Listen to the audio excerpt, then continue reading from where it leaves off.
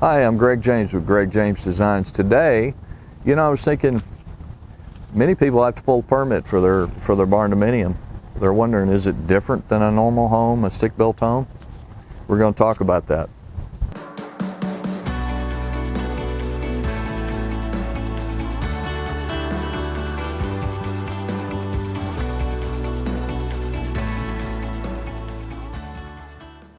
So do you have to pull a permit for your barndominium? Most of the time you do. Is it different than a normal house? No. Most of the permit process is the same.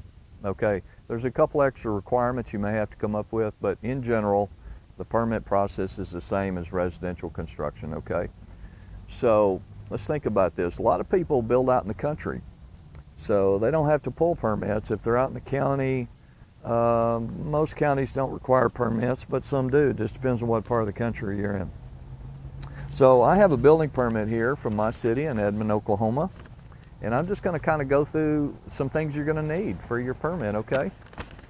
So this particular permit, it gives you an option for new construction or remodeling. So obviously if you're building a home, it's going to be new construction.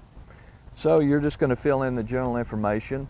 Most permits go on cost, so they're either going to charge by the square foot or an estimated building cost, and that's how they're going to charge you for your permit.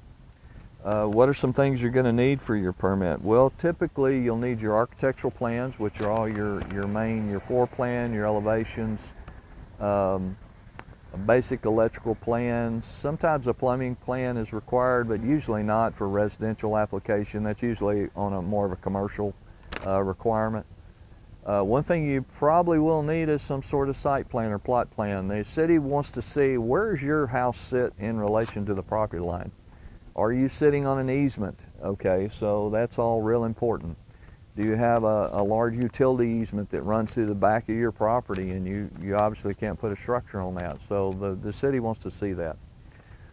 We can help you with that. That's not a problem. One thing you're going to be required most of the time is you're going to be required some sort of engineered drawings. Now, for pole barns and metal buildings, this is more important. They're going to require engineered drawings, which you would get from your metal building manufacturer. They're going to send you stamped, sealed, engineered drawings. Most time you're going to require an engineered foundation plan if you have to pull a permit. If you don't have to pull a permit, usually you don't have to worry about that. But they want a stamped, what they call a stamped footing plan. They want to see basically a designed footing, okay, detail, how much steel's in it, what type concrete's being used, PSI concrete, all that sort of stuff.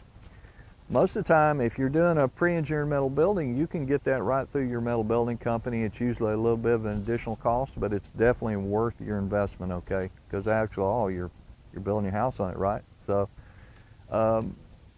and they're going to require structural plans for the actual engineered plans for the actual structure, okay? Now, let's say, what if you're building a pole barn? Okay, that's a good question. Some cities that I have encountered require the entire structure to be engineered. It just depends. The majority of the time, what we run into for people that want to do pole barns are post and beam, wood post and beam buildings. Most of the time, the city only wants to see the trusses stamped and engineered. So you get the design of the truss with an engineer's seal on it, usually you're fine, okay? But sometimes they may want the entire building to be drawn up and stamped and sealed by a structural engineer, which is kind of a pain. It's a lot of extra cost. So that's some things to think about. So architectural plans, these are just kind of a general requirements you need. You need your architectural plans, floor plan, elevation, basic electrical plan. There may be some other things. We encountered some things in Arizona to where the entire state is under, I think it's like an environmental compliance, and so it's a whole nother set of standards that have to be applied to the building. It basically has to do with how well the exterior walls are insulated, the insulation of the ductwork in the attic, all those sort of things, how much air leakage passes through the building. So it's a whole list of rules and compliance that you have to go through. So anyway, obviously, and now one more thing, okay, zoning. This is very important. you want to be sure that where you're building, you can actually build a barndominium, okay? So if you're building in a neighborhood, be sure before you go down this path that your covenants and your HOA will allow a metal building home or a pole barn home, okay? Many times they will not, okay? Or they may require a certain percentage of the exterior be stone or brick or some sort of surface other than metal. I have a client right now building here in Oklahoma that they bought a 5-acre, I think it's either 2.5 acre or 5-acre lot. The HOA will not allow metal siding. They can build a pole barn or metal building home, but they can't put metal siding on it. So they're doing a post and frame building, and then they're going to do traditional siding and some rock and stone around the bottom, but they're going to do the conventional corrugated metal roof, screw down metal roof. So that's how they're kind of getting around that. So be sure the zoning where you're building at will allow the type structure you want to put up. That's real important. Like I said, majority of our clients are building out on a piece of land somewhere that their family's owned or that they purchased, and it's not an issue, you know, but just before you travel down that road, be sure you get all your facts and do your due diligence.